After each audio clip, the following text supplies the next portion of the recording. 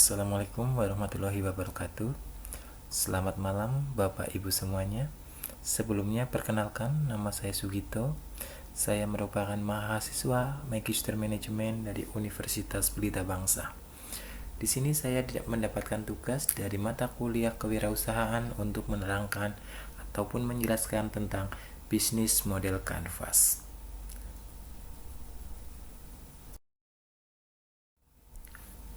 Oke, kita mulai dari pengertian dulu. Bisnis model kanvas. Bisnis model kanvas adalah suatu strategi manajemen yang disusun untuk menjabarkan ide dan konsep sebuah bisnis ke dalam bentuk visual. Sederhananya, pengertian bisnis model kanvas adalah kerangka manajemen untuk memudahkan dalam melihat gambaran ide bisnis dan realisasinya secara tepat. Itulah untuk pengertian bisnis model kanvas secara garis besar.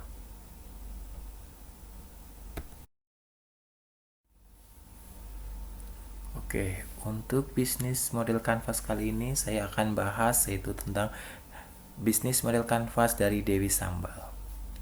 Dewi Sambal sendiri adalah suatu usaha bisnis makanan khas Indonesia berupa sambal, di mana untuk rasa bukan hanya satu jenis, akan tetapi dari berbagai jenis varian rasa, di mana untuk pengemasannya itu menggunakan botol kemas. Dewi Sambal itu sendiri mengusung tema yaitu rasa Nusantara, sehingga sudah pasti produk yang dijual berasal dari berbagai sambal khas yang ada di Indonesia. Jadi, tidak heran jika Dewi Sambal mempunyai slogan yaitu sambal khas Indonesia dengan berbagai pilihan rasa.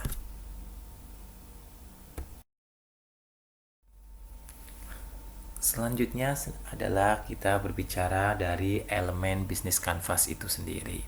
Dalam bisnis kanvas kita mengenal ada 9 elemen, yang salah satunya adalah customer segment, yang kedua adalah value proposition, ketiga adalah channel, keempat adalah customer relationship, kelima adalah revenue stream, keenam adalah key activities, ketujuh key resource, ke-8 key partner, dan ke-9 adalah cost structure. Oke, kita bicara satu demi satu terlebih dahulu ya Bapak Ibu semua. Untuk yang pertama adalah customer segment. Untuk Dewi Sambal, customer segment di sini adalah yang pertama dari pekerja, yang kedua pelajar dan mahasiswa, yang ketiga adalah masyarakat umum pecinta sambal itu sendiri. Nah, untuk yang kedua adalah dari value proposition. Value proposition di sini dibagi menjadi 3 juga. Yang pertama adalah dari Dewi Sambal. Yang dilihat dari pertama adalah harganya yang terjangkau. Yang kedua adalah varian yang cukup banyak. Sedangkan yang ketiga adalah packing yang aman, yang bisa dibawa kemana-mana, mungkin bisa buat traveling dan sebagainya. Oke, untuk elemen yang berikutnya adalah channel. Channel di sini terbagi jadi 3. Yang pertama adalah media sosial. Yang kedua adalah aplikasi pesan antar seperti Grab, Shopee Food, dan lain sebagainya, karena makin kesini makin banyak untuk aplikasi pesan antar tersebut.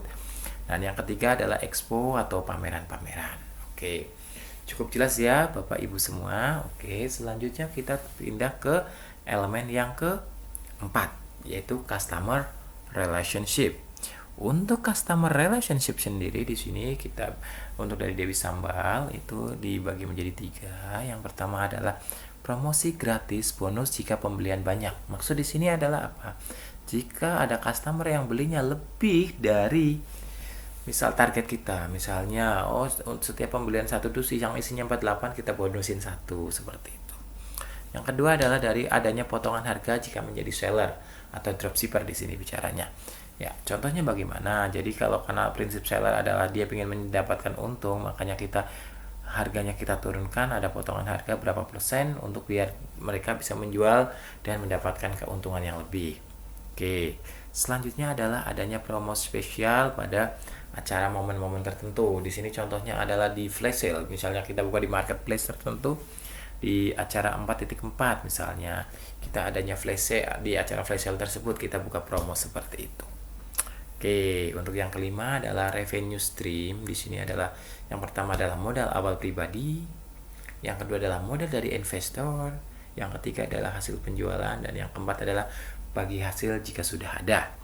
Oke, cukup jelas ya Bapak Ibu ya untuk poin yang kelima ini ya. Selanjutnya adalah, maaf Ibu. Oke, saya ulangi kembali ya. Selanjutnya adalah untuk elemen yang keenam, yaitu bicara key activities. Untuk key activities di sini pembelian bahan. Yang pertama adalah pembelian bahan. Yang kedua adalah pengolahan bahan.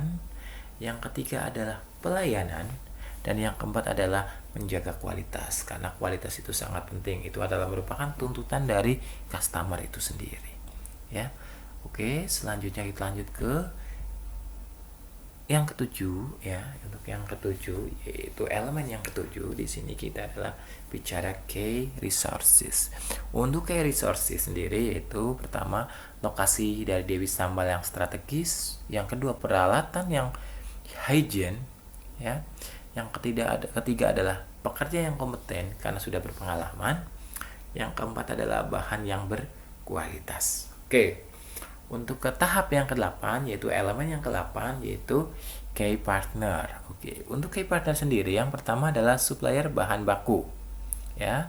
Untuk yang kedua adalah pedagang dropshipper atau kita biasa menyebutnya seller. Yang ketiga adalah lokal selebgram, karena kita menggunakan jasa influencer ya. Jadi kita kebetulan menggunakan selebgram, jadi talent-talentnya dari selebgram. Oke. Untuk yang keempat adalah supplier kemasan. Oke. Untuk elemen yang terakhir adalah cost structure.